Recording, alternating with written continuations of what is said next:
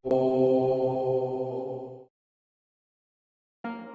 sekitar tahun 1500 sebelum Masehi, bangsa Arya berhasil menaklukkan penduduk asli, yaitu bangsa Dravida di India. Kemudian lahir agama Hindu yang merupakan gabungan antara kepercayaan bangsa Arya dan kepercayaan bangsa Dravida. Agama Hindu mempunyai banyak dewa, namun 3 dewa yang senantiasa dipuja yang lebih dikenal dengan nama Trimurti, yaitu Dewa Brahmana atau Dewa Pencipta, Dewa Wisnu atau Dewa Pelindung, dan Dewa Siwa atau Dewa Perusak.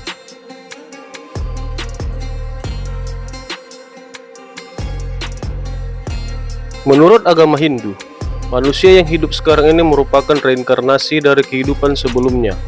Manusia hidup di dunia adalah samsara atau sengsara. Seseorang akan dilahirkan kembali sehingga harus mengalami sengsara apabila kehidupannya yang dahulu kurang sempurna atau banyak berbuat dosa.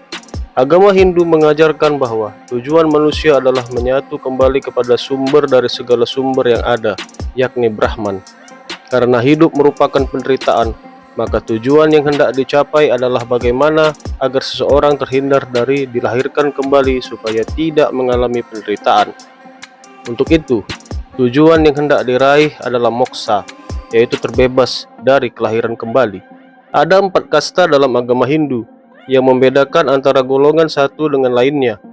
Pembentukan kasta mempunyai tujuan utama untuk menjaga kemurnian ras bangsa Arya yang dianggap ras paling baik, dibandingkan ras bangsa Dravida yang dianggap lebih rendah. 4 kasta tersebut dijelaskan sebagai berikut. 1. Brahmana merupakan kasta tertinggi, bertugas menjalankan upacara-upacara keagamaan. Adapun yang termasuk dalam kasta ini adalah para Brahmana. 2. Ksatria yang bertugas menjalankan pemerintahan. Adapun yang termasuk dalam kasta ini adalah para raja, bangsawan, dan prajurit. 3. Waisya merupakan kasta dari golongan rakyat jelata, seperti para petani dan pedagang. 4. Sudra merupakan kasta yang paling rendah, seperti para budak.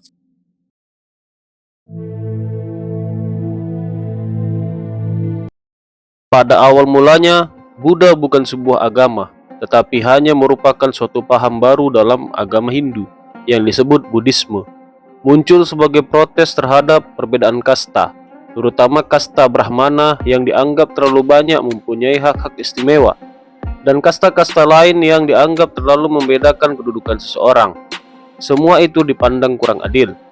Paham tersebut disebut Buddhisme karena dikembangkan dan disebarluaskan oleh Siddhartha Gautama Buddha, seorang putra Raja Sidodana dari kerajaan Kapilawastu, termasuk keturunan suku bangsa Sakya. Kemudian ajarannya berkembang menjadi agama Buddha.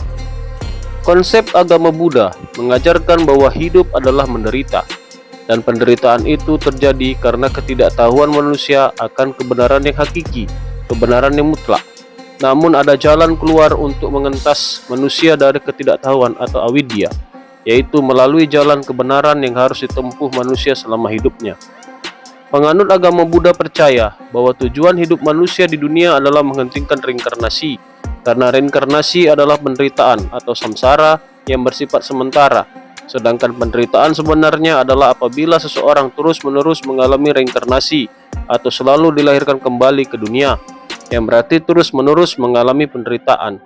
Oleh karena itu, konsep agama Buddha mengajarkan bagaimana agar manusia terbebas dari kehidupan yang berulang-ulang, yaitu apabila telah dapat mencapai nirwana. Seseorang yang dapat masuk nirwana dianggap telah terbebas dari ketidaktahuan, terbebas dari penderitaan, terbebas dari kelahiran kembali, dan orang tersebut sudah moksa. Seluruh ajaran agama Buddha terdapat dalam kitab Tripitaka yang terdiri atas sebagai berikut. 1. Vinaya Pitaka berisi tentang peraturan dan hukum yang menentukan cara hidup para pemeluk agama Buddha. 2. Sutranta Pitaka berisi tentang wejangan-wejangan Sang Buddha. 3. Abhidharma Pitaka berisi tentang penjelasan dan uraian mengenai agama Buddha. Ada kesamaan konsep antara Hindu, Siwa, dan Buddha. Konsep kebenaran yang hakiki menurut agama Hindu, Siwa, dan agama Buddha ialah meleburkan diri ke dalam yang mutlak, berupa kekosongan atau kehampaan, sunya rupa. Meskipun jalan yang ditempuh untuk menuju ke Sunya Rupa tersebut berbeda antara kedua agama, tetapi tujuan keduanya sama, yaitu moksa atau tidak terlahir kembali. Lahir cukup sekali selama hidup untuk selanjutnya sebagai penghuni nirwana yang kekal abadi. Pendiri agama Buddha adalah Siddhartha Gautama sekitar abad ke-6 sebelum Masehi. Beliau adalah seorang pangeran dari kerajaan Sakya yang pusat kerajaannya berada di Kapilavastu, atau sekarang kita kenal sebagai Nepal.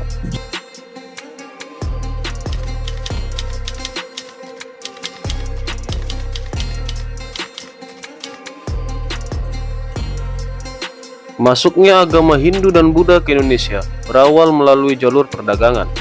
Pada masa tersebut, sebelum bangsa kolonial datang ke Indonesia, Indonesia melakukan transaksi perdagangan dengan bangsa asing, terutama Tiongkok dan India yang merupakan pusat agama Hindu dan Buddha terbesar di Asia. Teori masuknya agama dan kebudayaan Hindu-Buddha ke Indonesia dikemukakan oleh para ahli sejarah, umumnya terbagi menjadi dua pendapat. Pendapat pertama menyebutkan bahwa dalam proses masuknya kedua agama ini, bangsa Indonesia hanya berperan pasif. Bangsa Indonesia dianggap hanya sekedar menerima budaya dan agama dari India. Ada tiga teori yang menyokong pendapat ini, yaitu teori Brahmana, teori Ksatria, dan teori Waisya. Pendapat yang kedua ini menyebutkan bahwa bangsa Indonesia bersifat aktif dalam proses penerimaan agama dan kebudayaan Hindu-Buddha. 1. Teori Brahmana oleh J.C. Van Leer. Teori Brahmana adalah teori yang menyatakan bahwa masuknya Hindu-Buddha ke Indonesia dibawa oleh para Brahmana atau golongan pemuka agama di India. Dasar teori ini adalah prasasti-prasasti peninggalan kerajaan Hindu-Buddha di Indonesia yang mayoritas menggunakan huruf Pallawa dan bahasa Sanskerta. 2. Teori Ksatria oleh C.C. Burke, Mukherjee, dan J.L. Moons. Menurut teori ini, penyebaran agama dan kebudayaan Hindu-Buddha ke Indonesia dilakukan oleh golongan Ksatria. Dalam teori ini, sejarah penyebaran Hindu-Buddha di Kepulauan Nusantara tidak bisa dilepaskan dari sejarah kebudayaan India pada periode yang sama. Sebelum diketahui bahwa di awal abad kedua Masehi, kerajaan-kerajaan di India mengalami keruntuhan karena perebutan kekuasaan. Penguasa kerajaan India yang kalah perang pada masa itu diidentifikasi telah melarikan diri ke Nusantara. 3. Teori Waisya oleh N.G. Krom. Teori ini menyatakan bahwa penyebaran agama Hindu-Buddha ke Indonesia adalah berkat peran serta golongan Waisya atau pedagang, yang merupakan golongan terbesar masyarakat India yang berinteraksi dengan masyarakat Nusantara. Dalam teori ini, para pedagang India dianggap telah memperkenalkan kebudayaan Hindu dan Buddha pada masyarakat lokal ketika mereka melakukan aktivitas perdagangan. 4. Teori arus balik oleh F.D.K. Bose. Teori ini menjelaskan bahwa penyebaran Hindu-Buddha ke Indonesia terjadi karena peran aktif masyarakat Indonesia di masa silam.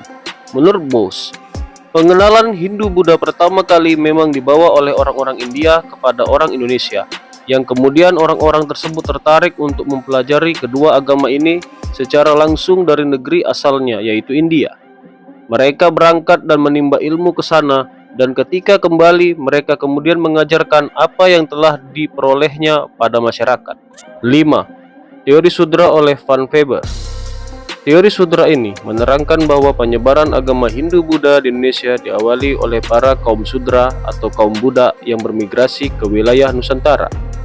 Alasan para kaum Sudra menyebarkan ajaran agama Hindu-Buddha ke Indonesia karena mereka ingin mengubah nasib dan kehidupan menjadi lebih baik.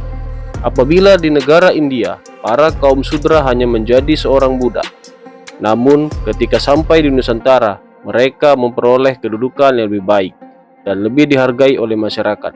Sebab di Nusantara sendiri tidak ada sistem kasta yang mengikat.